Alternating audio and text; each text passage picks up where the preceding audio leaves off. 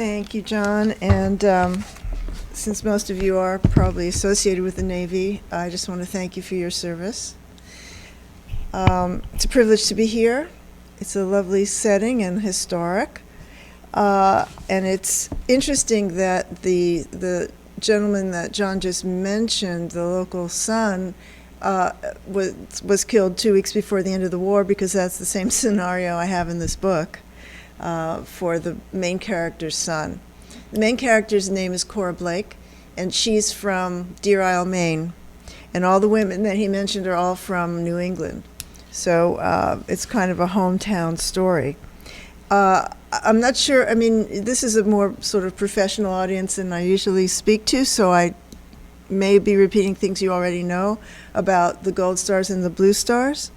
That it was traditional since World War I to put a blue star in the window if you had a child in service, and they were called banners of honor.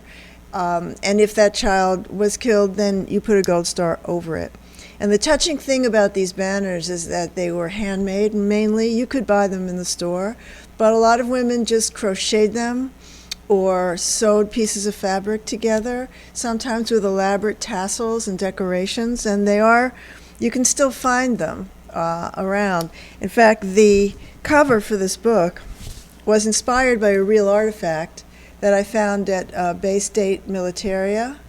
And it was a piece of linen, just like this, with an oval in the middle, and it said, "My Soldier Boy."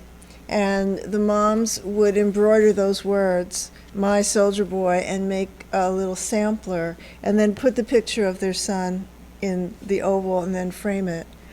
And the cover is extraordinary. Knopf did an amazing job on it. And they replicated the sense of texture that was present there.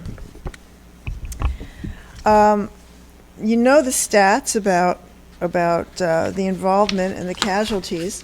So of those 116,519 Americans who were killed overseas, about 30,000 are buried in the American cemeteries. Of those 30,000, almost 7,000 of their mothers made this journey.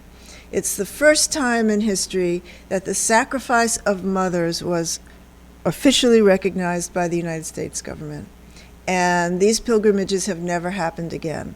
It was the result of specific legislation that was passed in 1929, but it took 10 years to get it passed. It was initiated by the New York City Mayor LaGuardia in 1919 as an effort to compensate the families for the loss of their wage earners.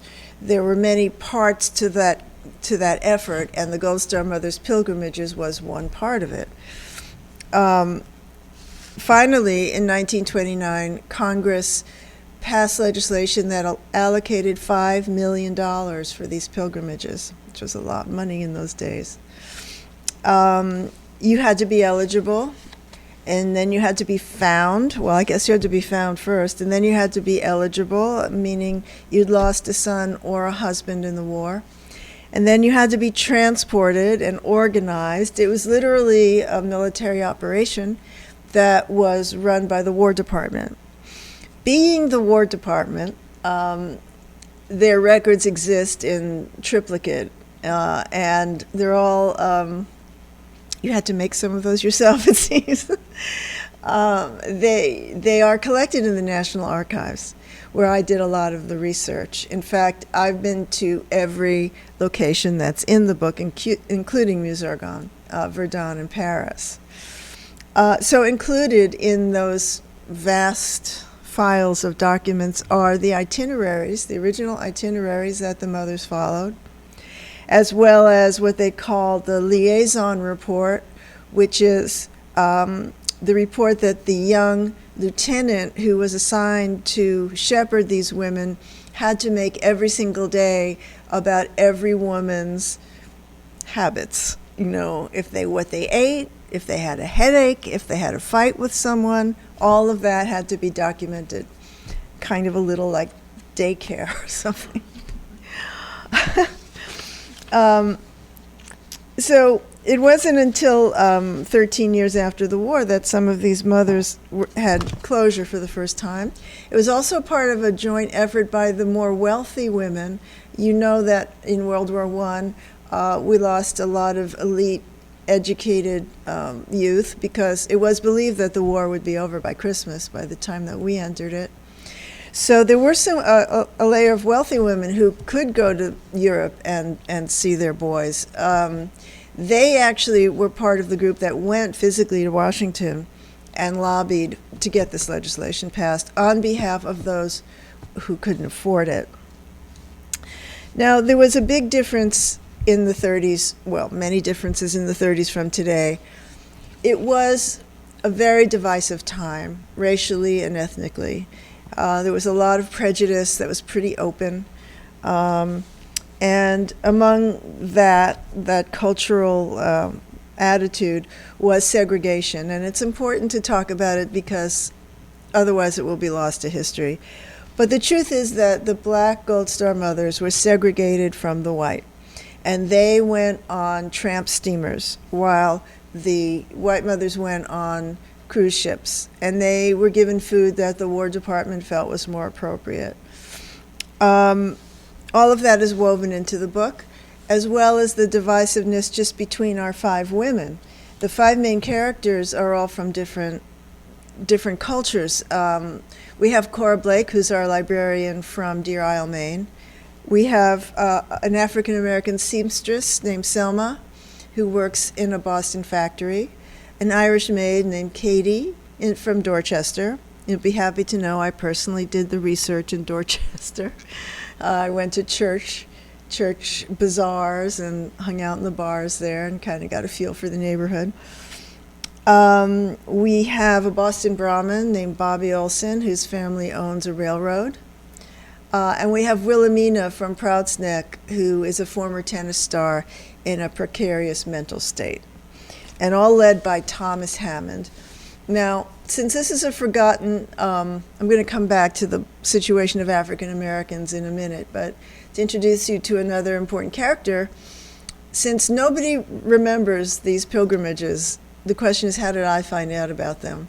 Well, I was lucky enough to be shown, again, a diary that was written by Colonel Thomas Hammond when he had just graduated from West Point Academy. He was one of the chosen young officers to accompany the Gold Star Mothers tours. In real life, there were about a dozen women in each group, but in the book there's 5. And Thomas Hammond is a real person. His diary was shown to me by his son, Nicholas Hammond, who, when I mention him in another context, you'll know exactly who he is. He's an actor and writer and director, but when he was a child actor, and he played Friedrich in the original Sound of Music. So Nicholas comes from a military family. His father, Thomas, and Thomas's father, Thomas West, were both colonels and both buried in Arlington. So my first introduction to the whole Gold Star Mothers pilgrimage story was through the eyes of a 24-year-old boy who jotted down his observations in this Wanamaker's department store daybook. It's not a consistent narrative, but it's about 20 pages of handwritten notes, and many of them are pretty amusing. His point of view about these ladies and all their quirks, as well as his own experience of following in his father's footsteps, because his father commanded troops in Meuse-Argonne. So there are many layers to that story. Just to return for a moment to the black experience in World War I, the percentage of black soldiers was really small, probably less than 10%, and they did not mainly serve in combat positions. That was segregated also, although there were 2, the 92nd Infantry and the 93rd, who participated in Meuse-Argonne. Overall, about 800 black soldiers were killed during the war, about 5,000 injured. And touchingly, the boys were buried where they fell, and there was no discrimination in the way they were buried. So black and white, are all mixed together in the cemetery. It was really the courage of these ladies to face the unknown that motivated me to write this book. It took me 25 years to write it, not consistently, because I would have been in a mental institute if that were the case. But because I also have a career in television and as a writer-producer, and I have a series of mystery thrillers about an FBI agent named Anna Gray. So I was doing other things and raising two kids. But I collected these little pieces, as time went on. And what inspired me to keep going was the individual courage of these ladies to leave their hometowns, leave their husbands and children, and go off to the unknown. They traveled by themselves. They didn't know each other. The only connection they had was that their sons fought together and died together. In this case, it's the Yankee division that all the sons were part of. And I also think that the sacrifice of women in war has been greatly understated. And so I wanted to bring attention and give a voice to that experience. But just to give you a sense of what young Hammond had come to expect from his experience there, I want to read you a quote from the actual colonel who was in charge of this operation, Colonel Ellis, who said this to the young escort officers. "You must consider the temper of the women and take that into consideration with the objective of the pilgrimage, which does not tend to be a calm mental condition. Many of them will become hysterical on the least provocation." And he went on to say, looking back, "This was in no way a holiday or a pleasure trip, but on the other hand, it was necessary to prevent overemphasis of the sentimental side in order to prevent morbidness or hysteria." So obviously they could face the guns of the enemy, but God forbid they should encounter an hysterical woman, or 7,000 of them. Despite these dire predictions, many of the women had a great time. It was the trip of a lifetime. They never would have gone to Paris without it. And they were very grateful, and they wrote letters home, and they came back, and I have the transcript of radio speeches that some of them made. They had great food. They were treated like queens in Paris. They actually wore banners that said Gold Star Mother. So, and the French were grateful. The French participated in many of the ceremonies, the French Gold Star Mothers, and there's some very touching accounts of them together laying wreaths at the Arc de Triomphe. But I want to read you a little piece that's an actual letter from one of these ladies. One of the things I'm finding about Star for Mrs. Blake that's so gratifying is that it's helping people become more in touch with their own family history. And suddenly they remember the Blue Star or the Gold Star from their great-grandmother's window. And in this case, this is from a reader. It's an email I received last week whose memory was stimulated by reading that Cora and the ladies went to Europe on a ship that was called the SS Harding. That's true. That's one of the ships they went on. And he said, "Why do I know the name SS Harding?" So he ran up to the attic, and he found his great-grandma's letters, and in them he found what he remembered, which was a note written on stationery from the SS Harding by his great-grandmother. I just want to read you one thing that she said. "Dear folks, we left Hoboken at noon today and expect to be in France next Wednesday. I was delayed at the French consulate's office in New York and reached the pier in time to see the ship 1 mile out. They had to take me to it in a tugboat, and I had to climb up a ladder on the side of the ship.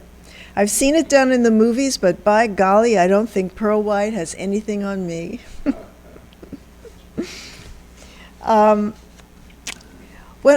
Another defining fact for the book that I discovered in the research is that World War I like every war, I suppose, created its own type of injuries that had never been seen before.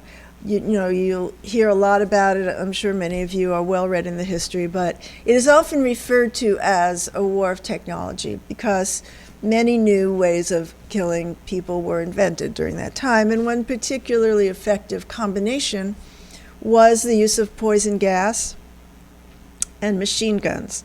And the way it worked was that the Germans would lob these canisters of poison gas into the trenches, and because the gas is heavier than air, it sinks. And then the soldiers are sent gasping, standing up for oxygen, and when they stood up, they'd be mowed down by the other new invention of automatic machine guns. So that resulted in a new spate of facial injuries that the world had never seen before. It's fascinating, and one of the characters in this book is a victim of that kind of attack.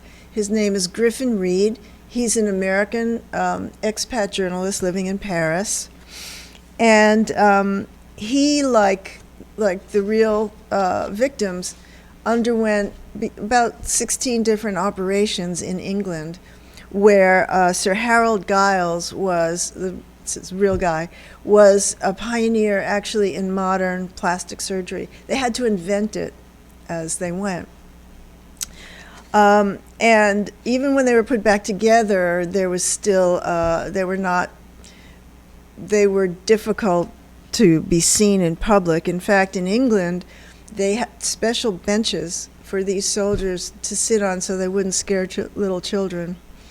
But those who were eligible and for who it worked were fashioned with a mask, a facial mask that was as thin as a calling card, well, as a credit card, and it was made of metal, and it was molded and fitted to the face based on photographs from before the injury.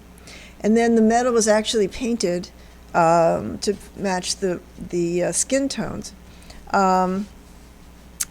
And it hooked on over the ears. It had sometimes a mustache attached and eyeglasses. And from a distance, it was pretty good. In fact, these were done by artists, by sculptors who gave their time to that cause. And there was a clinic in Paris where an American sculptress went over there and worked with surgeons to fit these men.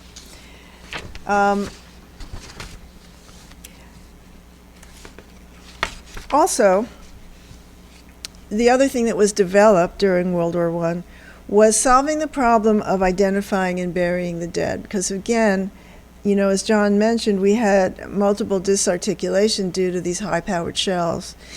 And there were procedures developed during the Civil War to deal with battlefield fatalities. But we never had the situation of trying to return bodies overseas or, you know, this happening on foreign soil. So on August 7th, 1917, the War Department authorized the organization of the Graves Registration Service, which continued to operate until 1919 and even afterwards, even when the cemeteries were being built. If a man died in the field, it was the responsibility of his comrades to attend to his body by marking the spot. And that was often done with a crude cross and the dog tags.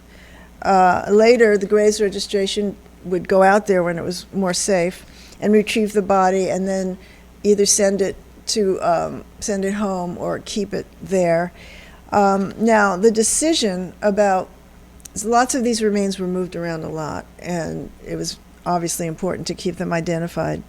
But at a certain point, it was up to the families to decide whether they wanted the remains buried overseas or brought home. And this was a hot, controversial topic of the day. Some people felt it was more patriotic to leave the soldiers where they fell as a statement of our commitment to our allies. And some people just could not afford the funeral expenses, even though the government would, you know, bring the boy home. That was an issue, so they opted to leave him there. And you'll read about what happened, what typically went through, well, what I imagine went through the mind of a mother making that decision in A Star for Mrs. Blake.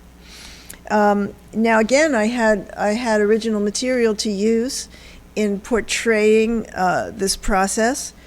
They were called Report of Disinterment and Reburial reports, again filed by the Graves Registration, and they're documents written by hand, and I guess they're the first sort of CSI documents that we have, identifying the soldier often by dental records or a description or parts of the uniform. In these reports, there aren't any photographs of the bodies.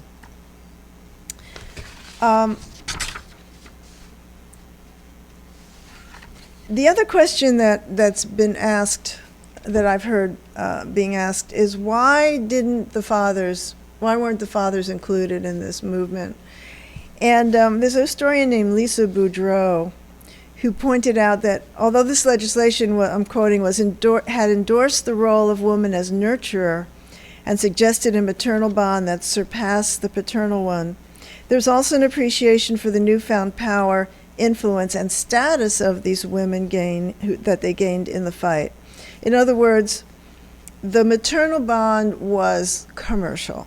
It was a cultural fact. Mothers love their sons. Mothers are revered. Mothers are American. Mother love is American. And in the book, I hint at possible other reasons for these pilgrimages besides honoring them and the compensation, which are political. It was the Depression. It was a strong symbol of a government in charge to be caring for these bereaved women. And also the American Legion had a large part in it, in endorsing this, because they were helping the Republican Party to get votes. So they were very vocal in endorsing the pilgrimages. And it's shocking to realize that not only did these women not have a voice in deciding about war, but they didn't even have the vote until the war was over, until 1920. So at this point, I usually read from the book, but this is not that form. So I'll just say that in writing this book, I've come to meet contemporary Gold Star mothers, and that's been a privilege and an honor and incredibly touching. The two organizations are very active today, the American Gold Star Mothers and the Blue Star Mothers. They're both on Facebook. And in fact, if you go to their websites, there are some, but take your hankies with you, because these moms have made little videos about their sons, which just are very penetrating. And the moms that I've met are courageous and they're outgoing. They would like some more attention to their cause. Their mission today is still what it was in 1929 in the charter. The charter reads that no Gold Star parent shall go without a roof over their head or enough to eat. So today the Gold Star mothers work with veterans. And this group up in Northern California that I met, the regional branches are individually active in different ways. And what they've decided to do is every month they go to the local VA with a birthday cake, and they celebrate the birthday of the vets who are there, and they bring them a pair of socks each. So in closing, and we can take questions, I'd like to read a comment that was left by a Gold Star mother on a blog. The blog is a book review blog called Book Snob, and you can leave comments. And this is what she said. As a Gold Star mom, my only child was killed in Iraq in 2004. I appreciate the tears you shed for our children and for me and the other Gold Star mothers. I need to, back up and say that the reviewer said she cried at the end of the book, and also she called it a cautionary tale for us to remember the mother-son bond and think about the newfound power of women in deciding the fate of their children, perhaps. So this was her response. She said, "I appreciate the tears you shed for our children and for me and other Gold Star mothers. More than 12 years of the U.S. involvement in these wars, too many Americans do not know what a Gold Star is. This book can make an impact by telling the story and to educate readers on who exactly a Gold Star mother is. Less than 1% of the country is affected by the wars, but that 1%, the military and their families, are carrying 100% of the burdens of these wars. I'm glad you read the book. I highly recommend it. I don't see A Star for Mrs. Blake as a cautionary tale, however, but more as a persuasive acknowledgement of the incredible sacrifices made by the military and their families in times of war, a little-known concept in this day and age." So thank you all for being here today, and thanks. So, questions? Yes, sir. What determined whether the remains of a soldier in Europe were to be placed in a grave or to be cremated and brought back? Well, I'm not sure that they were cremated. I think they were just brought back. The remains were. But the decision was up to each family. Each family had cards, and they would. Is that what you mean? Yes. Yeah. I actually have those documents. The procedure was you'd be contacted. Okay, this was just right when the son was killed. By the way, in the movies, you see the mom get this formal letter, but it wasn't a formal letter all the time. It was, I have a copy of a letter that was just handwritten. In fact, it's in the book. It just says, like, sorry to say, son, Private so-and-so killed, time and date. And there's like just a signature. I mean, a handwritten one-line note. And that was often the first notice that the mom got. Later, there might be something more formal. But it was shocking, but that's what it was. So you'd be notified, and then you would then get a form. It was a form, like, check this box from the War Department saying, I declare my wishes to be A, son buried overseas, or B, brought back. And you would just check a box. And so it went. Yes, sir. Just to ask a little bit more with regard to who signs after the box is checked. Because my son-in-law has an uncle who is in St. James in France. Oh. But the family had great controversy whether they would bring him home or not.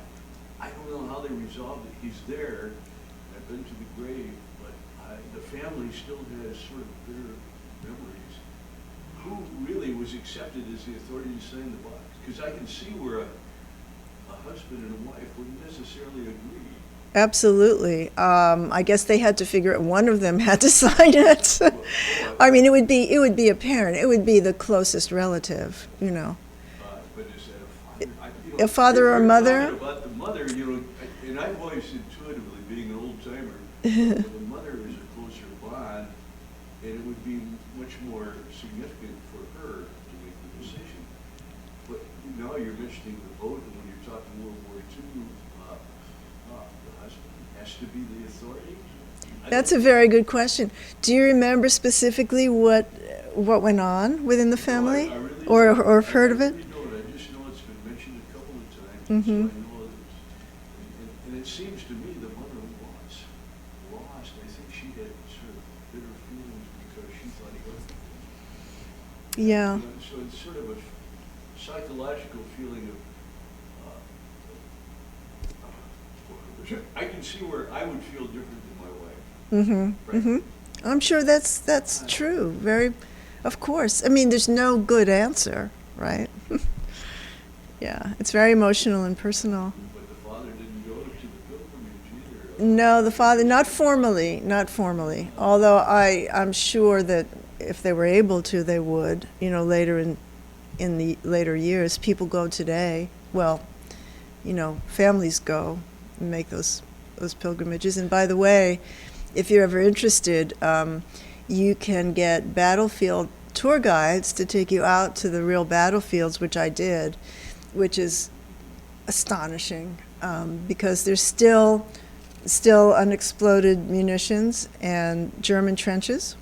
You know, the Germans were up there for almost 3 or 4 years building little trench cities. They actually had little railway cars and electricity up in the hills because it was close to the border.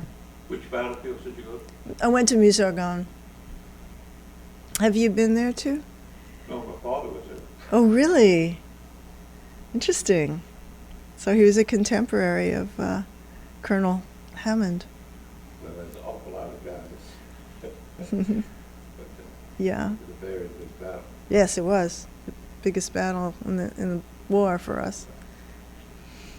Yes, ma'am.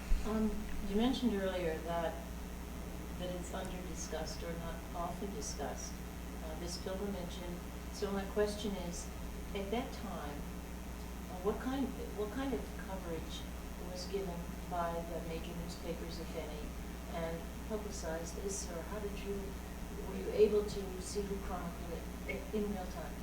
Yes, in real time it was big news, very big news. Every small town paper listed the mothers by name of who was going and where they were.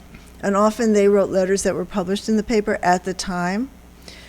So if you go back in the archives of a small town newspaper or, you know, a large newspaper, you'll find, if you Google it, you know, or start looking, you'll find lists of who's on board of what ship.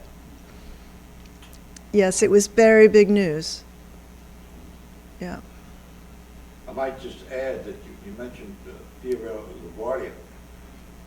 The thing is that I didn't realize until I was reading something the other day, LaGuardia was a fighter pilot in Eddie Rickenbacker's squadron. Can you believe that? Huh. Oh, my goodness. I didn't know that. And you guys live up here, but when we were kids, I lived in New Jersey, and old LaGuardia used to read the funny papers on Sunday mornings to everybody when the papers went on strike. I remember that as a kid. That's Listening great. to the radio we thought very much of him, and now I hear he was instrumental in this, you know, quite a character in his own way. Yes, indeed. Yes. A leader. Any other thoughts? Yes, sir. On the same topic of cremation, how did the War Department handle the sheer logistics of bringing the soldiers home at the disparate permissions that would come from families for probably several years apart? I know. How did they handle that? Well, they kept records, I guess, the best they could. It's amazing to imagine that, but it's all handwritten records that hopefully were kept with the right remains. But I must say that that's a question that's raised in the book as well. I mean, even today, recently, we have these issues. Yeah. Yeah. Well, when you think about it, I don't know if you all remember, all the guys, but the bonus, do you remember that? Yes, the bonus army. The guys all were promised a bonus, and they never got it, and again, the paperwork involved in getting them bonuses must have been unbelievable, just like this. Mm-hmm. And I remember what it was it MacArthur who led the troops that charged on the bonus guys there, right there by the river in Washington. Yeah. That's How right. about that one, huh? Right. No, charged out of the horses and their tents. Folks, it's hard for us even to sit here and think that what went on. Yes. Any other questions? Sort of a comment, I guess. I had a neighbor that I thought very much of. He was killed by a Japanese sniper in World War II. But his wife found out from another friend who wrote and said, "I understand your husband was killed." Oh, my. She was pregnant. I remember, with tears in my eyes. Uh-huh. She found out. Oh. Oh, Yeah, it's heartbreaking. Logistics, I mean, when you talk about it, Uh, you know, one thing about bringing them back, but at the Oh, same time, yeah. to try and find the people, you made the comment that you had to find the mothers. Yes. A lot of these guys came in, I mean, during the Depression, you didn't really have the associations like you do now. Mm-hmm. So they didn't necessarily have that kind of a record when they came in. They wrote down that I lived at such and such an address. that type of stuff. So, Well, that's true. yeah, That's so true. there's a lot of- Well, Thank you very much. Thank you for being here. I appreciate it.